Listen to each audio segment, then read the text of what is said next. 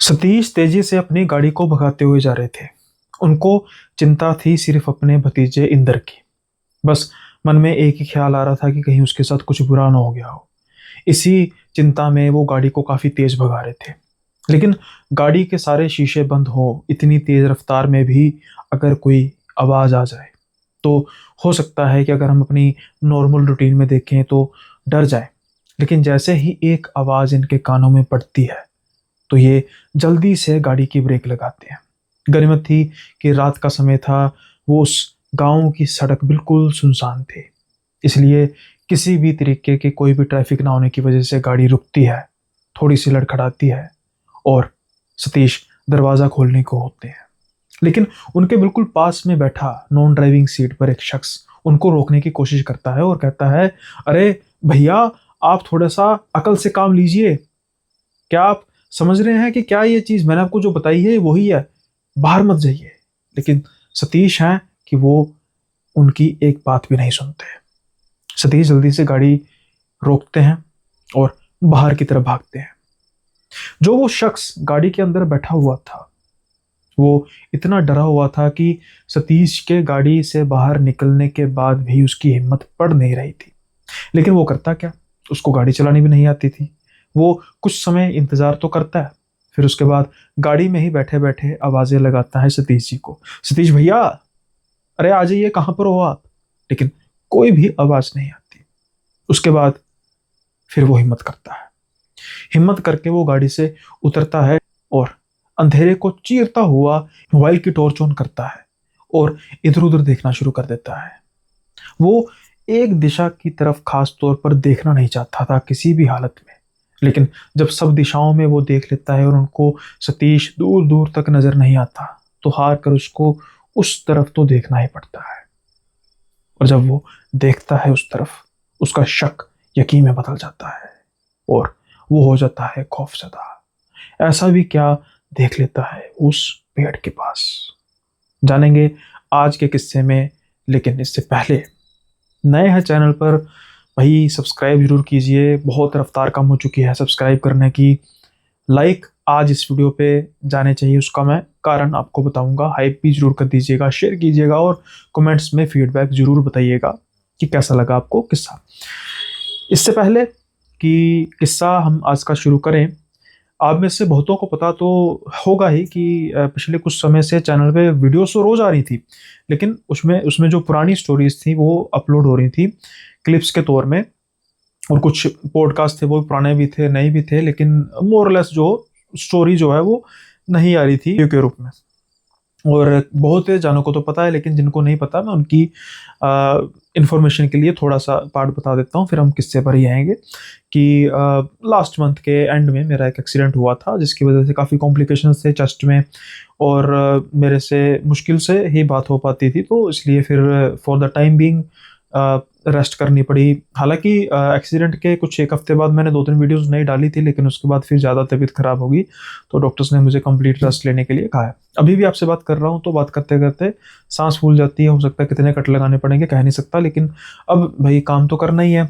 वो एक कहावत है, नौकरी क्या और नखरा क्या, तो यूट्यूब भी एक नौकरी है। जब आपको वहाँ से एक इनकम का सोर्स मिल रहा है तो ऐसा नहीं है ना कि भाई आप जिसे कहते हैं कि अपनी मनमर्जी से काम करेंगे। तो ये मेरी एक शौक भी है तो मजबूरी भी है, दोनों चीज़ें हैं।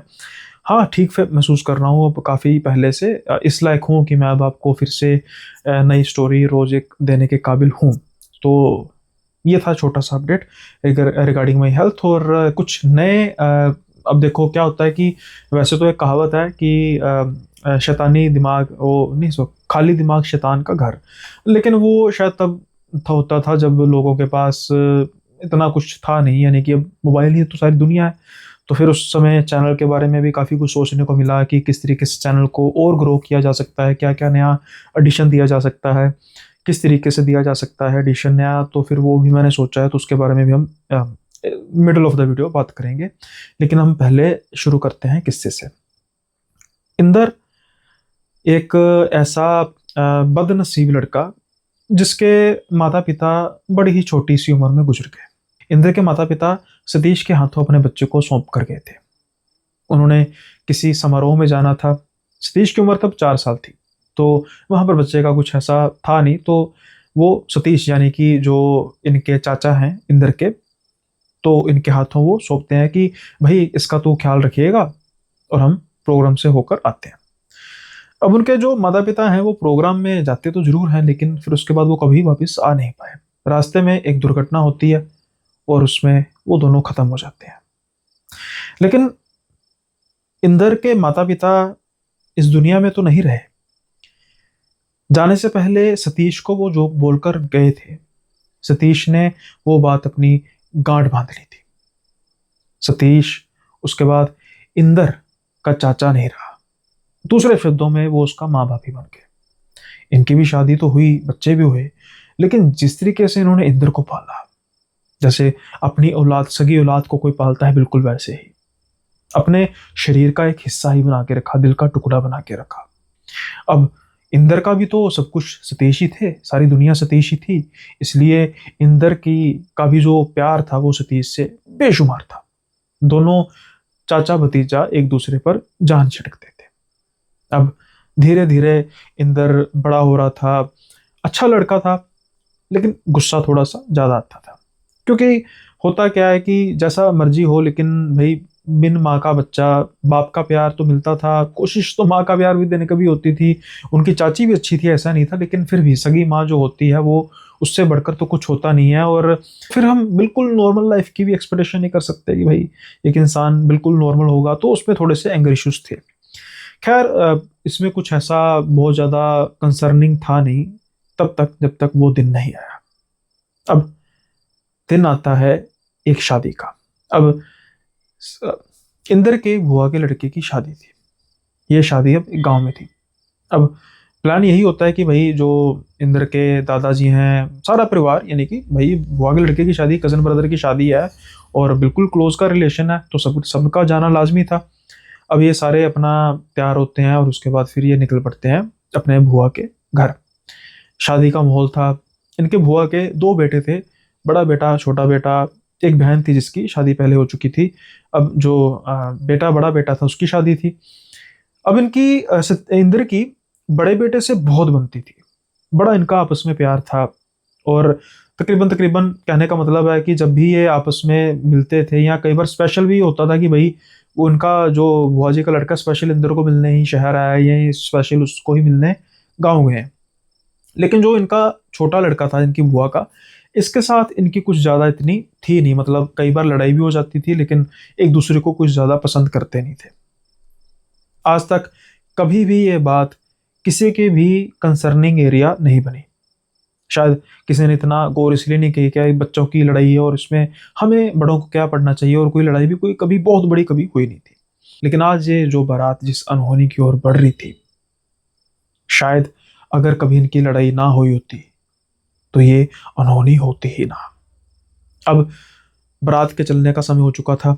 ये दूसरे गांव जा रही थी। हालांकि गांव का कल्चर ऐसा है नहीं कि बारातें जो हैं वो लेट जाती हैं, लेकिन अब धीरे धीरे कल्चर चेंज हो रहा है। जिस तरीके से साधन बढ़ रहे हैं, संसाधन बढ़ रहे हैं, तो इसी वजह से इनका जो समय था कुछ 6 बजे के आसपास का समय था, और वो गांव जो था वो तकरीबन 1.5 घंटे की दूरी पर था। अब ये करते हैं भाई, पूरा स्टेट सिस्टम तैयार करते हैं भाई, कहीं ये गाड़ी में बैठेगा, जैसे आप समझते होंगे। होता क्या है कि किसी बात को लेकर इंदर की और उस छोटे लड़के की जो बुआ जी का था, उस इन दोनों की लड़ाई हो जाती है। अब दोनों एक दूसरे पर बातें करनी शुरू कर देते हैं, दोनों में बहस शुरू हो जाती है। बड़ी मुश्किल से इंदर के जो चाचा जी हैं सतीश, वो दोनों को समझाते हैं। इंदर को भी डांट लगाते हैं, उसको भी डांट लगाते हैं, और कहते हैं भाई क्यों माहौल खराब कर रहे हो। इनके दादाजी को भी बात पता लगती है, दादाजी भी गुस्सा होते हैं। इंदर को थोड़ा ज़्यादा गुस्से होते हैं, क्योंकि भाई उनका पोता है, दूसरी जगह उनकी लड़की का बेटा है। थोड़ा सा नाना कह सकते हैं कि थे, और अभी उस समय उनके घर प्रोग्राम था, तो उनको गुस्सा होना वैसे भी बनता नहीं था। तो इंदर, जैसा मैंने कहा कि गुस्से वाला लड़का, जैसे तैसे करके गुस्से को पी जाता है माहौल देख के। अब होता क्या है कि ये बारात चलनी शुरू होती है। अंधेरा धीरे धीरे शुरू होना हो चुका था, और अब रास्ते में ये चल रहे थे। और सबसे बड़ी बात या सबसे बड़ी बेवकूफ़ी क्या होगी कि ये दोनों एक ही गाड़ी में बैठ गए। ऑल दो 7 सीटर थी। जो इंदर था वो ड्राइविंग सीट के, नॉन ड्राइविंग सीट पर बैठा हुआ था, और जो इनकी बुआ का लड़का था वो सबसे लास्ट सीट पर बैठा था। लेकिन अब रास्ते में किसी बात को लेकर इनकी फिर से लड़ाई हो जाती है। अब गाड़ी में भी ये लड़ते झगड़ते जाते हैं। और जब बारात का क्या होता है ना, जैसे आप देखते हैं कि लट से एक गांव का कोई पैलेस होगा, उस पैलेस से कुछ 200-300 मीटर पहले गाड़ियां खड़ी हो जाती हैं, वहां पर घोड़ी होती है खड़ी, तो फिर से वो एक बारात बनाकर लेकर जाई जाती है। जब वहां पर ऐसा सीन होता है तो ये जैसे ही गाड़ियां रुकती हैं तो अब इन दोनों के पता नहीं मन में क्या आता है कि भाई ये दोनों उतरते ही हाथापाई पे उतर आते हैं। और जो इनकी बुआ का छोटा लड़का था वो इंदर को थप्पड़ जड़ देता है। अब भाई इंदर वैसे भी उससे बड़ा था। अब जब ये होता तो मामला इतना गर्म हो जाता है। तब तक दादाजी की एंट्री हुई नहीं थी। और जो सतीश थे वो अपने, अभी जिसे कहते हैं कि मामा थे ना, मामा ही हुए, तो उनका थोड़ा सा रोल ज़्यादा होता है, तो वो वहाँ पर बिजी थे, उनको पता नहीं था कि क्या हो रहा है पीछे। और आगे की तैयारियां चल रही थी घोड़ी वगैरह की, और यहाँ पर इन दोनों की लड़ाई हो रही थी। अब ना दादाजी गुस्से में इंदर को सुनाना शुरू कर देते हैं कि तू क्या है, पागल है। थोड़ा बहुत उसको भी सुनाते हैं कि तुझे शर्म नहीं है, तू मतलब अपने बड़े भाई को ऐसे थप्पड़ मार रहा है। अब इंदर तो ठान के बैठ जाता है कि भाई मैं तो शादी में नहीं आऊंगा, जो मर्जी हो जाए।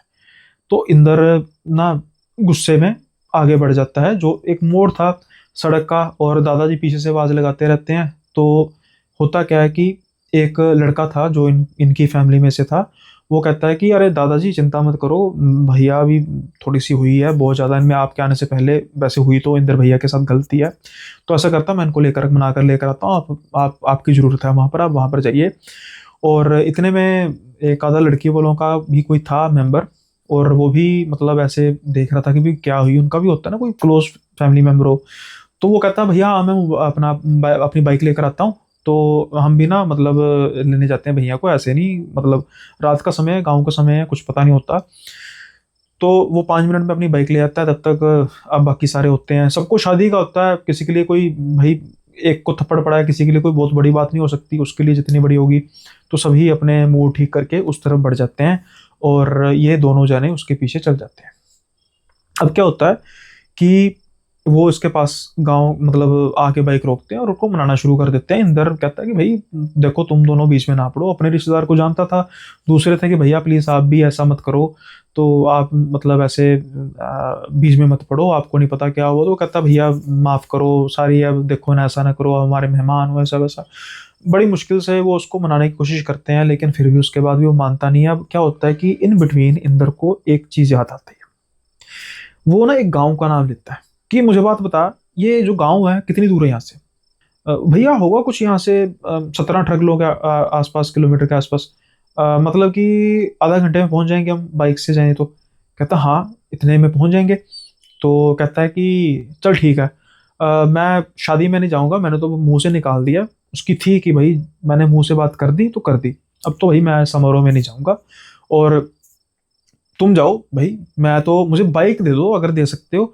भैया क्या करना है, मेरा एक दोस्त है। ये जल्दी से अपने दोस्त को फोन लगाते हैं, अरे भाई क्या हाल है, ठीक है, बात करते नहीं, अच्छा यार तेरे मैं आज घर रुक सकता हूँ। तो कहता है भाई बिल्कुल, मैं तू पास आया तो आ, कॉलेज का फ्रेंड होगा समथिंग जो भी।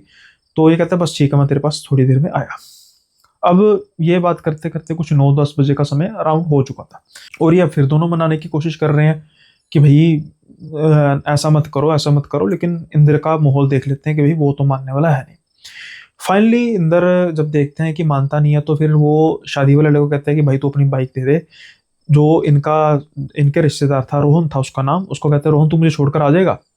तो रोहन कहता है भाई मुझे तो पता ही नहीं है इस रास्ते का, मैं तो बिल्कुल ही दूर से हूँ। तो फिर वो लड़का कहता है कि भैया मैं छोड़ाता हूँ आपको, कोई बात नहीं, वैसे भी ना वो रास्ता कह के ना चुप हो जाता है। कहता क्या रास्ता, नहीं कुछ नहीं, मैं आपको छोड़ के आता हूँ, कोई बात नहीं। अरे नहीं भैया आप इतनी खेचल, कोई बात नहीं, आप खेचल की बात मत कीजिए, अगर आपने डिसाइड कर लिया तो आप चिंता मत कीजिए, मैं आपको छोड़ कर आता हूँ। अब क्या होता है कि ये बाइक पर बैठ जाता है पीछे, और चलना शुरू कर देते हैं। थोड़ी बहुत गिल्टी तो हो रही थी इंदर को भी कि भाई एक इनके गांव में मैं आया हूँ, अब अपने मेरे पर्सनल लड़ाई में मैं इसको भी कष्ट दे रहा हूँ, लेकिन चलो अब जो हो चुका था कार्य शुरू, उस पर चल पड़ते हैं। कुछ समय आगे जाके ना अचानक ये देखते हैं कि एक टूटा हुआ पेड़ था। तो ये बड़ी मुश्किल से उस पेड़ को डोज करता है, और लड़खड़ाते हुए मतलब बड़ी मुश्किल से करके ना खेतों में डालकर बाइक को फिर से सड़क में ले जाता है। और बिल्कुल जिससे ना थोड़ा सा इंदर को आइडिया होता है कि यार ये ना मुझे बाइक का कच्चा लग रहा है, गिरते गिरते बचते हैं ऑलमोस्ट। तो ये कहते हैं कि यार क्या हुआ बाइक? कहता नहीं भैया अभी ना मैंने बाइक थोड़ी समय पहले ही सीखी है। तो ये तो डर जाता है कि भैया मुझे पहले बताना था, आप उतरो मैं चलाता हूँ। अरे नहीं नहीं भैया, अरे मैं कह रहा हूँ ना मैं एक्सपर्ट हूँ भाई, मैं ये रिस्क नहीं ले सकता। तो अब ना वो उतर जाता है और बाइक ये चलानी शुरू कर देते हैं। अब बाइक ये चला रहे थे, कुछ समय बाद इनको ना फिर से ऐसा लगता है कि सामने ना एक पेड़ पड़ा हुआ है। ये बाइक को धीरे करते हैं और ये कहते हैं यार ये धत तेरी की, ये पेड़ क्यों गिरे हुए हैं? जब हम आए थे इस रास्ते पे तब तो एक भी पेड़ नहीं गिरा था, ये पेड़ ही गिरे नजर आ रहे हैं। तो ये लड़का पीछे से देखे, भैया कहाँ पर पेड़ गिरा है? अरे तुझे नजर नहीं आ रहा सामने? अरे भैया सच में नहीं नजर आ रहा। अरे तेरा दिमाग खराब है यार, पेड़ गिरा हुआ सामने। कहता नहीं भैया आप ऐसे कीजिए, आप सीधी बाइक निकाल लीजिए। कहता तेरा दिमाग खराब है भाई, पेड़ गिरा हुआ है। कहता मैंने कहा ना भैया। अब ना यह पशोपेश में पड़ रहा था कि भाई इसको नजर नहीं आ रहा, मुझे नजर आ रहा है, ये चीज क्या है? वो बिल्कुल बाइक को धीरे करता है और जब बिल्कुल वो पेड़ उसको नजर आ रहा था उसके हिसाब से उसके बिल्कुल पास जाके टच कराता है, टायर को टच करता है, झटका तो लगेगा पर कोई झटका लगता नहीं। और बिल्कुल खींचता तो बिल्कुल उसको होता है कि यार ये कैसे हो सकता है, ऐसा कैसे हो सकता है कि मतलब मुझे पेड़ नजर आ रहा, अब देखते देखते एक तरह से पेड़ भी गायब हो गया। अब ना वो बात करनी शुरू करता है, कहता भैया ये ना सारा वैसे रास्ता ही, बट यहाँ पर ना एक ऐसा पेड़ है जो कहा जाता है कि प्रेतों का पेड़ है। यहाँ पर काफ़ी ज़्यादा एक्सीडेंट भी होते रहे हैं और सुनने में ये आया कि रात को कोई इस पेड़ के आसपास से निकलता नहीं है, और अगर निकले तो बिल्कुल ध्यान ना दे, कोई आवाज़ भी आए कुछ भी आए, क्योंकि कहा जाता है कि ऐसा अगर कोई देख ले या रुक जाए उस पेड़ के पास या उसको वो भ्रम हो जाए तो फिर वो फंस जाता है, तो उसका बचना मुश्किल हो जाता है। ये बात सुनने के बाद ना इंद्र हंसने लग पड़ता है और कहता है अरे क्या यार, क्या तुम गाँव की क्या बातें कर रहे हो, ऐसा भी कभी क्या होता है? कहता भैया आपने एक नज़ारा देखा तो है, उस चीज़ को तो वो भी दरकिनार कर नहीं सकता था कि भाई बात तो इसकी ठीक है, लेकिन अब फिलहाल के तौर पर क्या बात की जाए? बात तो यही थी कि जो चल रहा था सामने बिल्कुल सच था। इंद्र अब थोड़ा सा चौकन्ना होता है और वो कहता है कि भैया पेड़ जब आ जाएगा ना मुझे आइडिया कर देना कि हाँ ये पेड़ आ गया। अब होता भी वैसा ही है। जब इंद्र मतलब उस पेड़ के पास से गुजरता है तो इशारा थोड़ा सा करता है कि भैया ये पेड़ है, बस आपने ध्यान नहीं देना। वो मोड़ था, मतलब तिरछा मोड़ था, जैसे ही मोड़ काटते हैं ना उसको आवाज आनी शुरू हो जाती है, अरे बेटा इंद्र ऐसा मत कर, ऐसा मत कर बेटा, मेरे पास आ। अरे तू भगाए को जा रहा बाइक, तुझे मैं नजर नहीं आ रहा? अब क्या करता है वो पीछे मुड़ के देखता है, वो देखता है कि उसका चाचा सतीश बिल्कुल हूबहू वो शक्ल में इनकी बाइक का पीछा कर रहा है। अब इनकी बाइक चल रही थी कुछ 50-60 की स्पीड पर। अब उस हिसाब से वो जो आदमी था वो भी कोई कम से कम 30-40 की स्पीड पर भाग रहा था, जो पॉसिबल नहीं था। वो भी चाचे की मतलब उम्र तो नेचुरली बात है होगी 50 के आसपास कम से कम। तो जब ये देखता है नज़ारा और उसकी शक्ल भी कुछ बिल्कुल ठीक भी नहीं थी चाचे जैसी, बिल्कुल ठीक भी नहीं थी, कुछ बिगड़ी हुई शक्ल थी। अब उसको आइडिया हो जाता है कि भाई ये तो सच में जो बात कर रहा ठीक कर रहा है, और बाइक को भगाता है। अब ना जब वो गांव के पास आ जाता है और वो उसको मतलब अपने दोस्त को फ़ोन करता है और जाते ही ना वो बस बिस्तर पर गिर जाता है। ये इसका दोस्त हाथ लगाता है, भाई बुखार से तप रहा था। इसका फिर दोस्त ना सारी बात बताता है कि भाई ये सब कुछ हुआ। अब जब ये सारे दोस्त उनको पता लगता है तो मतलब भाई परेशान हो जाते हैं, और वो दोस्त भी कहता है हाँ भाई वो सड़क भी ऐसी है। तो अब बात ये होती है कि इनको भी जाने के लिए मना कर देते हैं कि भाई हम आपको भी नहीं जाने देंगे, जो इनके साथ इसको छोड़ने लड़का आया था। कहता है नहीं नहीं हमें तो पता है ना, हम तो इस चीज़ का ध्यान रखते हैं, लेकिन ये नए थे। अब जो इंदर है तो भाई वो तो पड़ा हुआ था। अब इन द मीन टाइम इस 1 घंटे के बीच के दौर में जब जो मिलनी वगैरह की रस्में होती हैं, ये सारी करने के बाद इंदर को उसके चाचा देखते हैं कि वो कहाँ गया। अब उनके चाचा के पर्सपेक्टिव से अब कहानी चलेगी। तो उसके चाचा को पता लगता है कि भाई ये सब कांड हो गया। गुस्सा तो उनको बहुत आता है उस लड़के पर भी, जो मर्जी हो हाथ तो नहीं उठाना चाहिए था ना। लेकिन अब उनके घर का प्रोग्राम था, शादी का समारोह था। अब इनके चाचा जी फोन करते हैं, फोन उठाता है वो लड़का।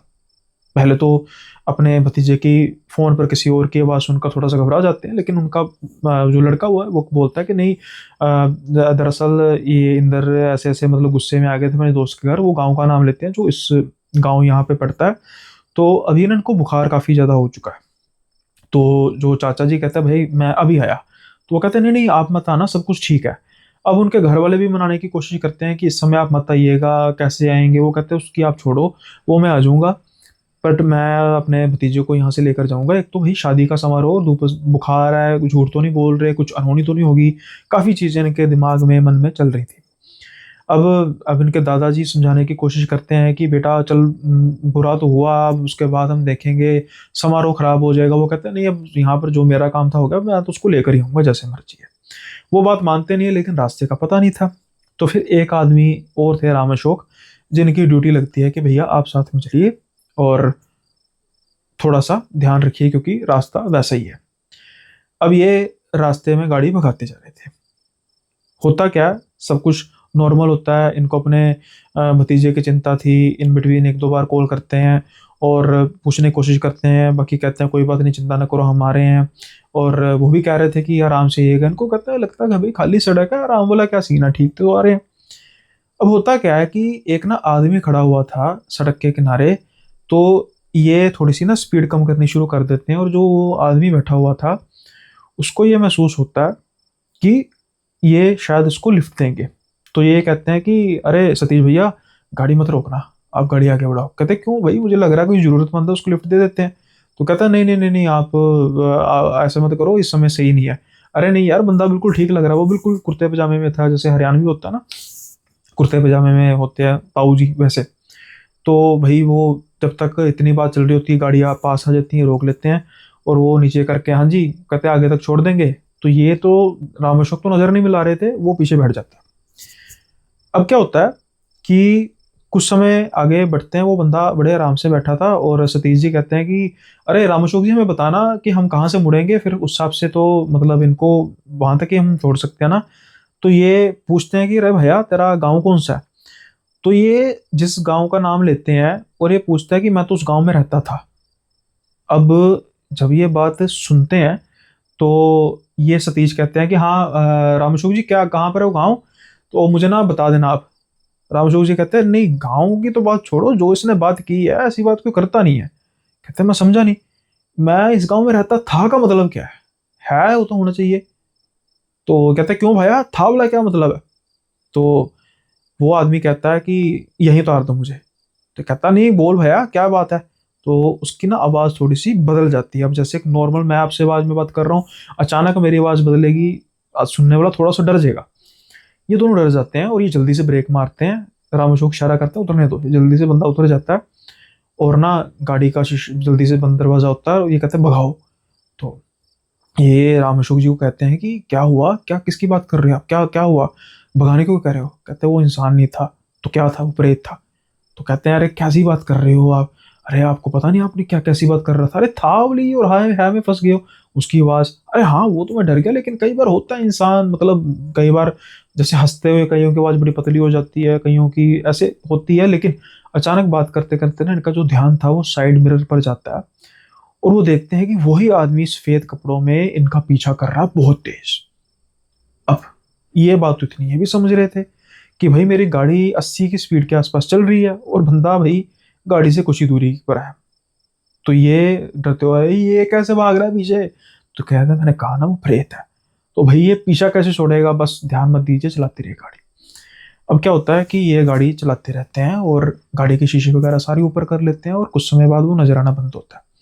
अब राम अशोक बात करनी शुरू करते हैं कि हम इसलिए कह रहे थे कि ये रास्ता ठीक नहीं है, पक्के तौर पर आपका जो भतीजा इंदर, उसको भी कोई ना कोई प्रेत का चक्कर पड़ा होगा, इसलिए उसको तेज बुखार हुआ है।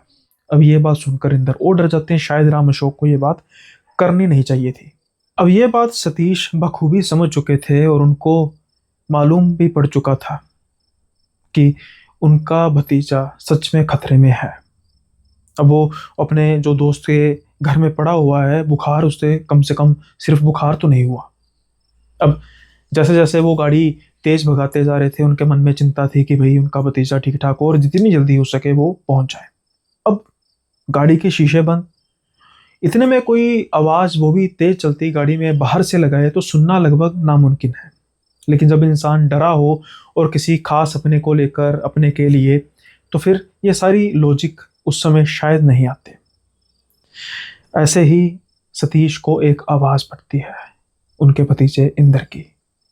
इंदर की आवाज सुनते ही सतीश गाड़ी की ब्रेक लगाते हैं। गनीमत थी, गांव का रास्ता था, रात का समय था, कोई भी उस समय वहां पर ट्रैफिक नहीं थी। थोड़ी सी गाड़ी लड़खड़ाती है, लेकिन साथ के साथ ही फिर बैलेंस होती है। और अब सतीश दरवाज़ा खोलने लगते हैं और जो उनके साथ बैठा शख्स होता है वो रोकता है। अरे कहाँ जा रहे हो आप? अरे भाई अरे इस समय आपका भतीजा कहाँ होगा, और ये जगह ठीक नहीं है, आप जल्दी से चलिए। लेकिन नहीं, वो उनकी एक नहीं सुनते और दरवाज़ा खोल के उतर जाते हैं उसी आवाज़ के पीछे जिस तरफ से ये आवाज़ इनको आ रही थी। कुछ समय इंतजार तो करता है राम अशोक कि सतीश भैया आ जाएंगे। अब वो इतना डरा हुआ था कि वो गाड़ी से नहीं उतर रहा था। उसको यही था कि चलो सतीश भैया आ जाएंगे, लेकिन नहीं आए। अब वो डरते डरते दरवाज़ा खोलता है, अपने मोबाइल की टॉर्च जलाता है, इधर उधर देखता है, लेकिन उनको सतीश नजर नहीं आ रहे थे। वो सभी दिशाएं देखता है सिवाय एक दिशा को छोड़कर जहां पर वो खुद से नहीं देखना चाहता था। लेकिन जब वो किसी भी जगह पे सतीश को नहीं पाते, फिर वो उस दिशा में टॉर्च घुमाते हैं और जो वो देखते हैं वो देखकर उनकी आंखें तंग की तंग रह जाती हैं। वो देखते हैं उसी पेड़ के पास, जो पेड़ बदनाम था इसी काम के लिए कि यहाँ पर प्रेतों का वास है। सतीश ऊपर की तरफ देख रहे थे और कह रहे थे, बेटा नीचे आ जा बेटा। किसको कह रहे थे? ये ऊपर की तरफ देखते हैं, ऊपर तो कोई नहीं था सिवाय खौफनाक पत्तियों और डालियों के। ये जान चुके थे कि सतीश कुमार को क्या नजर आ रहा है। ये पास जाने की हिम्मत नहीं कर रहे थे। कुछ ही समय बाद सतीश उस पेड़ के आसपास इर्द गिर्द घूमना शुरू कर देते हैं और अब सच में इनको डर लग रहा था। ये ना पास जा पा रहे थे, क्या करें? वापस गांव जाएं, लेकिन अगर वापस गांव जाएंगे तो काफ़ी देर हो जाएगी, किसको बुलाएं, क्या करें? ये जल्दी से गाड़ी की तरफ भागते हैं क्योंकि गाड़ी इनको चलानी तो आती नहीं थी। गनीमत थी कि उसी समय फ़ोन बज उठता है सतीश कुमार का, और फ़ोन था इंदर के नाम से, यानी कि उनके जो भतीजे के फ़ोन से वो लड़का फ़ोन कर रहा था पूछने के लिए कि आप कहाँ तक पहुँचे। और जब राम अशोक, जो कि एक दूसरे को ये जानते थे, एक ही गाँव के होने के नाते वो सारी बात बताते हैं, और अब वो गांव के लोग, यानी कि जो इनका दोस्त था, सभी के सभी दौड़ते हैं इस तरफ। इन द मीन टाइम ये भी अपने फ़ोन से अपने गांव फ़ोन कर देते हैं और शादी वाले घर में सिर्फ कुछ खास लोगों को बताया जाता है जिनकी वहाँ पर ज़रूरत पड़ने वाली थी, ताकि शादी में किसी तरीके की कोई खराबी ना हो।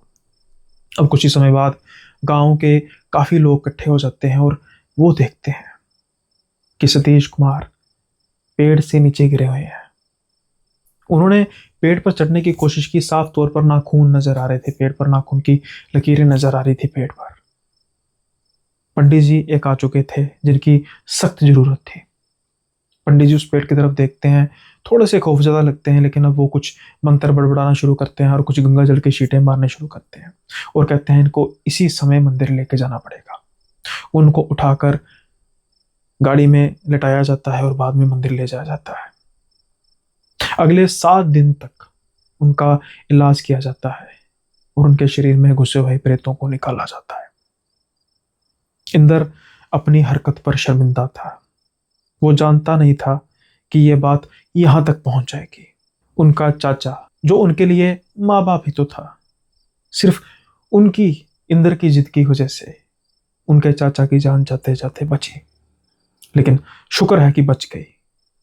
वो 7 दिन उनके चाचा के लिए काफी कष्ट वाले थे। अपने शरीर को नुकसान पहुंचाने से लेकर दूसरे लोगों को नुकसान पहुंचाया उन्होंने। और जब वो आजाद हुए इन चीजों से, इंदर ने भी तौबा की हर बात पर गुस्सा करने की। खैर, ये शादी, ये रास्ता इंदर और सतीश के लिए हमेशा ना भूलने वाली एक खौफनाक याद बनकर रह गया। इसलिए कहते हैं कि एक पल का गुस्सा कई सदियों की सजा बनकर रह जाता है। समय पर अपने गुस्से को कंट्रोल करना सीख जाइए तो अच्छे रहते हैं।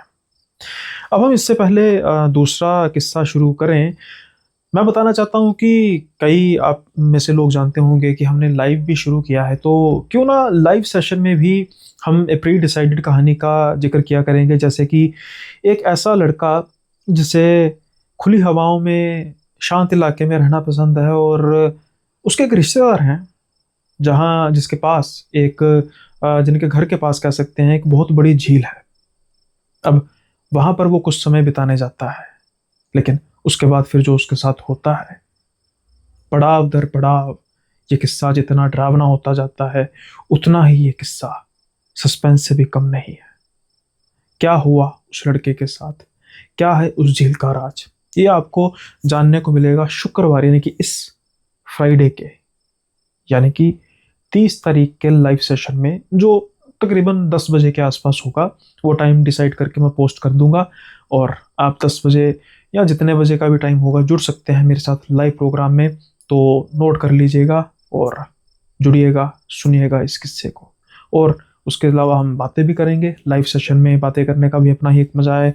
जो कमेंट्स होते हैं साथ के साथ उनको रीड किया जाता है, आप जानते ही होंगे। ये था छोटा सा अपडेट। और दूसरा किस्सा अब हम करते हैं शुरू। अब रमित एक किस्से का जिक्र करते हैं, और ये किस्सा हुआ था इनके पिता के साथ। हालांकि इनको खुद भी हल्की हल्की यादें जो हैं इनके जहन में है उस वाक्य को लेकर कि इनके पिता के साथ क्या होता था, लेकिन बाद में इनके पिता ने खुद ये किस्सा भी बताया था, तो इनको जो भी शको गुमा था वो भी इनका दूर हो गया। लेकिन ये फिर भी कहते हैं कि थोड़ा बहुत तो मुझे भी याद है, क्योंकि तब इनकी उम्र 5 बरस के आसपास रही होगी। अब ये कहते हैं कि इनके पिता बेसिकली एक सरकारी विभाग में काम करते हैं, और जो ऑफिस था हमारे घर से तकरीबन आधे घंटे की दूरी पर था। अब इनका जो रोज आना जाना होता था, सफर होता था, वो स्कूटर पर होता था। बाकी अब ये तो नॉर्मल चीज थी कि रोज आई जाई एक ही रास्ते पर होती है, हम रास्ते से यूज टू हो जाते हैं। अब इनका कहना है कि इनके पिताजी छुट्टी ना के बराबर किया करते थे।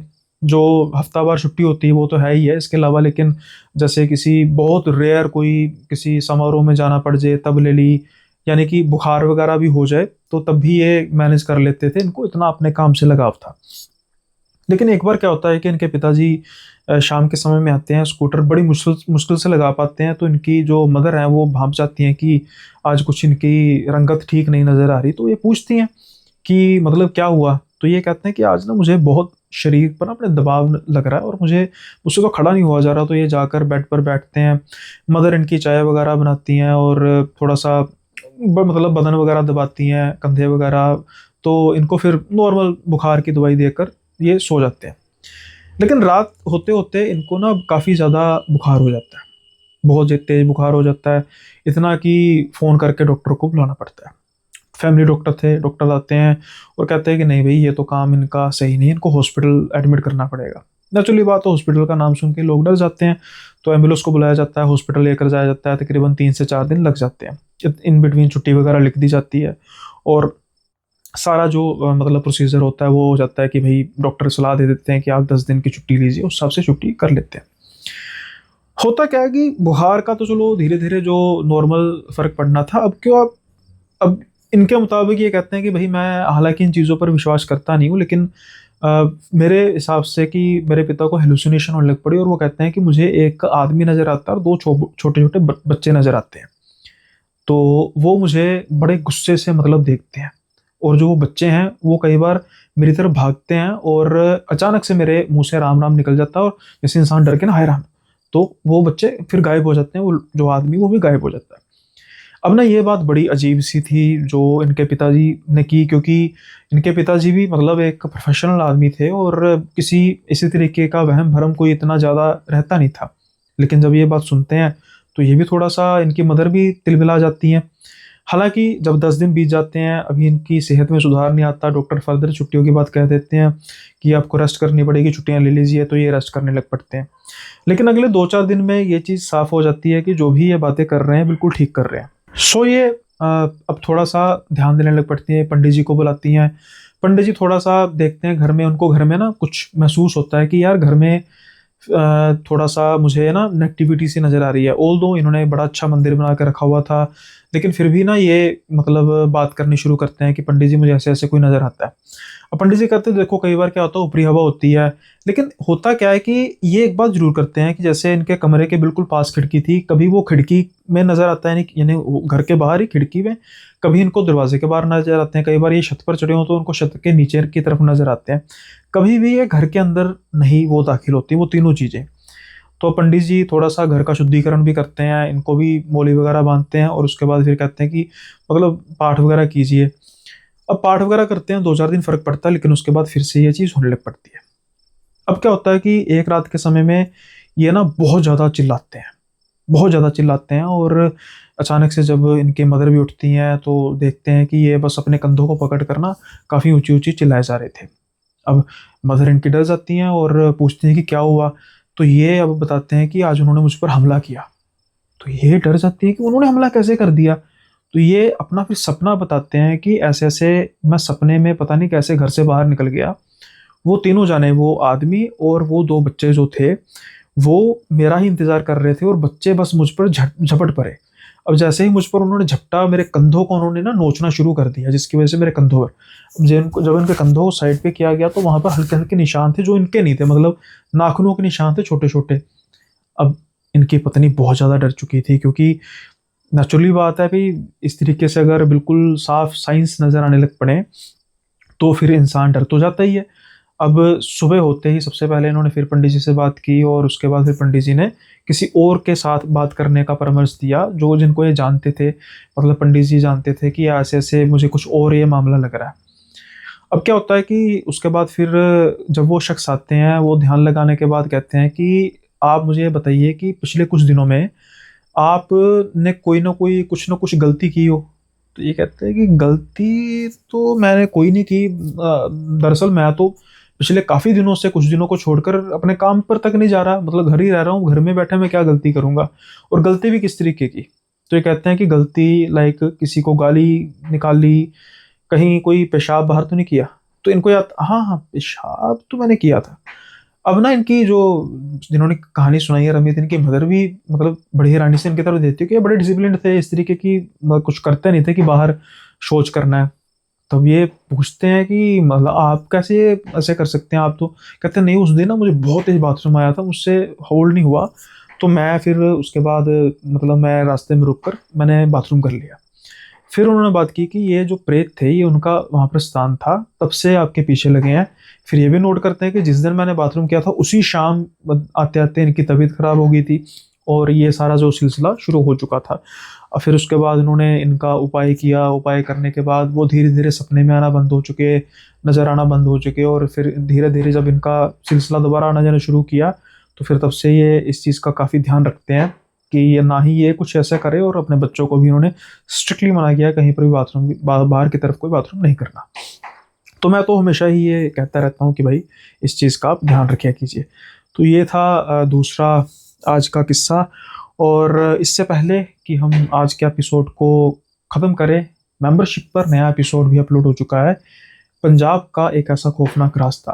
क्या हुआ उन तीन दोस्तों के साथ, क्या क्या उस प्रेत ने, खास तौर पर दूसरे नंबर वाले दोस्त के साथ, किसका जन्मदिन था जहां पर ये जा रहे थे, और रात के समय में जब उन कुत्तों के भौंकने की आवाज़ सुनाई दी, और जब इन दोस्तों की आंखें खुली, जो उन्होंने देखा वो नज़ारा, वो खौफनाक नज़ारा, ये सब आपको जानने को मिलेगा, जो ये थंबनेल आपको नज़र आ रहा है इस किस्से में।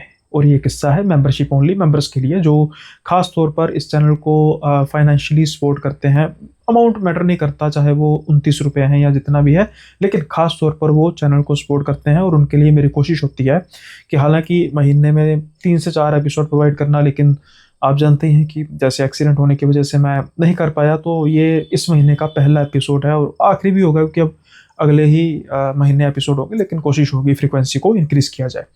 तो जो मेंबरशिप जिन्होंने ज्वाइन नहीं किया, तो वो भी मेंबरशिप को जाकर ज्वाइन कर सकते हैं। और ना सिर्फ यही किस्से, बाकी और भी कई 15-16 किस्से हैं जिसका वो लुत्फ उठा सकते हैं, जिसमें लाल साड़ी वाली चुड़ैल है। इसके अलावा और भी ऐसी खूंखार चुड़ैलों की कहानी, या फिर एक ऐसी बारात जो आज भी जंगलों में घूमती है, न जाने कौन उसका शिकार बन जाए। तो ऐसे किस्से आपको सुनने को मिलेंगे।